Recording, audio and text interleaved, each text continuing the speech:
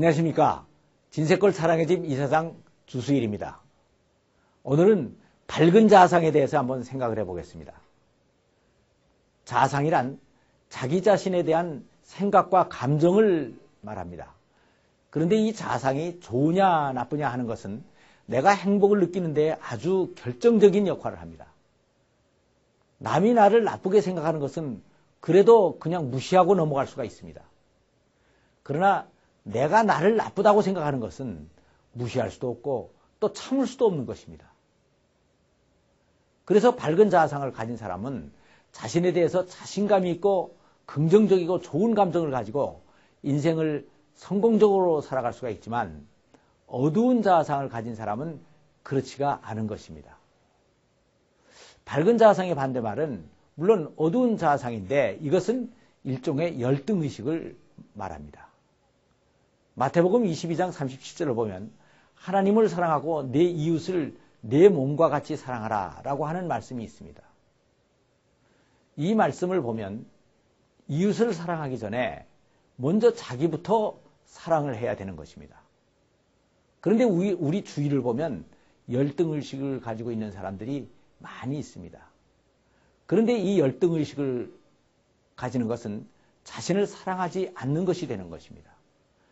자기를 사랑한다는 것은 밝은 자아상을 가지는 것입니다. 그런데 이 자아상이라는 것은 자기 혼자서 만드는 것이 아니고 주위 사람들의 평가를 통해서 형성되는 것입니다. 그래서 우리는 이웃들과의 관계를 잘 해야 되고 자기 자신에 대해서 자신감과 긍정적인 생각을 가져야 됩니다. 너무 교만하여 자기 잘난 맛에 사는 것도 문제가 되지만 지나치게 겸손하여 열등의식을 가지고 소극적으로 사는 것도 큰 문제입니다. 그러므로 여기서는 이 열등의식이 어디로부터 오며 또 왜 오는가, 또 어떻게 극복할 수 있는가 하는 것들에 대하여 잠깐 생각을 해보겠습니다. 열등의식은 원래 비교의식으로부터 옵니다. 인간은 누구나 자기를 남과 비교하는 경향이 있습니다. 이 비교하는 것은 자기 발전에 약간의 이익을 주기도 합니다. 그러나 이것은 자기 인격의 결정적인 결함을 만들어 주기도 합니다. 남과 비교하여 내가 좀 나으면 교만해지고 좀 못하면 바로 열등의식을 가질 수밖에 없게 되는 것입니다. 나를 남과 비교하는 것은 그렇기 때문에 아주 어리석은 것입니다. 그는 그이고 나는 나입니다. 그에게 장점이 있다면 단점도 있습니다. 그리고 나에게도 단점이 있는가 하면 또 장점도 있는 것입니다. 그런데 공산주의 사회에서는 모든 사람들을 획일적인 당서열로 쭉 매겨나갑니다. 그러나 민주주의 사회에서는 사람들을 서열로 매기지 않습니다. 교수와 사장과 의사 중에서 누가 가장 높으냐 하는 것은 서열로 매길 수가 없는 것입니다. 민주주의 사회에서는 대통령도 가장 높은 사람이 아니고 국가의 일을 맡은 하나의 공무원일 뿐입니다. 그래서 너는 어떤 것을 제일 좋아하냐 하는 질문은 있을 수가 있지만 어떤 것이 가장 아름답습니까 하는 질문은 있을 수가 없습니다. 꽃의 아름다움을 느끼는 것은 그 사람의 주관이기 때문입니다. 그리고 모든 꽃들은 나름대로의 아름다움을 가지고 있습니다. 장미는 장미의 아름다움이 있고 코스모스는 코스모스의 아름다움이 있습니다. 아내의 생일날에 한 송이 꽃을 선물하려면 그 정열적인 아름다움 때문에 장미를 따라갈 꽃이 없습니다. 그러나 만일 코스모스를 한 송이 아내에게 선물했다고 합시다. 얼마나 초라해 보이겠습니까? 그러나 가을 언덕에 산들바람을 안고 물이 지어 피어있는 코스모스 무리를 보면 그 정취를 따라갈 꽃이 없는 것입니다. 만일 그 자리에 같은 숫자의 장미꽃이 피어있다고 생각을 해봅시다. 그러면 그 빛들이 얼마나 붉고 오히려 징그러워 보일지도 모릅니다. 머리가 나쁜 사람도 얼굴이 미운 사람도 몸이 작고 약한 사람도 지가 없고 가난한 사람도 모두 하나님께서 창조하셨습니다. 그렇게 창조하신 하나님의 숨은 뜻을 찾아야 됩니다. 내가 학문을 하는 사람이라면 돈은 없을 수도 있습니다. 가난과 역경을 딛고 인생의 후반부에 하나님께 영광을 돌리는 인생으로 되어 있다면 지금 나는 가난할 수도 있고 환경이 어려울 수도 있습니다. 그러나 내가 지금 부족한 것은 하나님의 사랑이 모자라서 그런 것이 아니고 그분의 손이 미치지 못해서 그런 것도 아닙니다.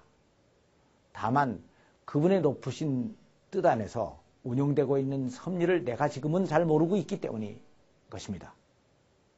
그것은 바로 나의 편견입니다. 그렇다면 우리들이 이렇게 파멸로 이끌어가는 비교의식의 출처는 어디에서부터 온 것입니까? 그것은 바로 사단입니다. 사탄의 타락의 동기는 바로 비교의식이었습니다. 이사야 14장 12절과 14절을 보면 너 아침의 아들 계명성이여 어찌 그리 하늘에서 떨어졌으며 너 열국을 엎은 자여 어찌 그리 땅에서 지켰는고 내가 내 마음에 이르기를 내가 하늘에 올라 하나님의 뭇별 위에 나의 보좌를 높이리라. 내가 북극 지폐의 산 위에서 좌정하리라. 가장 높은 구름에 올라 지극히 높은 자와 비기리라 하는도다 하는 말씀이 있습니다. 이것을 보면 사탄의 타락의 동기는 바로 자기를 지극히 높으신 하나님과 비기려고 하는 데서부터 시작된다는 것을 알 수가 있습니다. 그는 다른 모든 피조물보다 훨씬 아름답고 능력이 있게 창조가 되었는데도 자기를 창조주와 비교하는 순간 나는 왜 이렇게 하나님과 같지 못할까 하는 열등의식에 빠지게 되었고 그래서 불행하게 되어버렸습니다. 그래서 창조의 질서를 깨트리고서라도 하나님과 같이 되어보려고 어떤 시도를 하게 되었던 것입니다. 오늘날 우리 인간들도 그의 영향을 받아 행복한 것까지도 남보다 더 행복해야 행복해지는 사람들이 많이 생겨났습니다. 100만 원짜리 피아노를 사놓고도 그것을 행복하게 치다가 300만 원짜리 피아노를 사놓은 이웃을 보면 내 행복은 거기서 끝나버리는 것입니다. 그래서 행복한 것까지도 경쟁을 하게 되고 남보다 더 행복하지 않으면 행복할 수 없는 사람들이 많습니다. 밝은 자아상을 확립하려고 하면 이 비교의식은 사탄으로부터 온 것임을 깨닫고 이러한 상황에서 빨리 벗어나야 합니다. 그리고 하나님의 형상대로 지음받은 나의 절대 가치를 깨달아야 되는 것입니다. 현재의 나는 늘 갈등을 느끼고 그렇게 힘들게 살아가고 있는 육신적으로 연약한 모습을 하고 있습니다. 그래서 가끔 정체성에까지도 영향을 받을 때가 많이 있습니다. 그러나 이것은 내가 하나님의 형상을 담기 위해서 공사 중이기 때문에 그런 것이지 원래 내가 그런 존재가 아님을 알아야 됩니다. 다음은 또 사랑의 근원이신 하나님께서 나에게 대한 사랑을 얼마나 많이 주셨나 하는 것을 확인해야 됩니다. 하나님은 바로 나를 위해서 아들의 목숨을 주셨습니다. 따라서 하나님 안에서 나의 가치는 예수님과 동등한 것입니다. 현재 나에게 주어진 모든 어려운 여건은 모든 것이 협력하여 선을 이루게 하기 위한 과정일 뿐인 것입니다. 하나님께서는 연단을 통하여 우리들의 성품을 완성시키는 날, 우리들은 부활시키고 새로운 육신을 입히실 것입니다. 이러한 확실한 믿음을 가지고 밝은 자아상을 확립하고 살아나가는 것이 우리들이 이 세상 사는 동안 행복하게 살아가는 가장 좋은 방법의 하나인 것입니다. 감사합니다.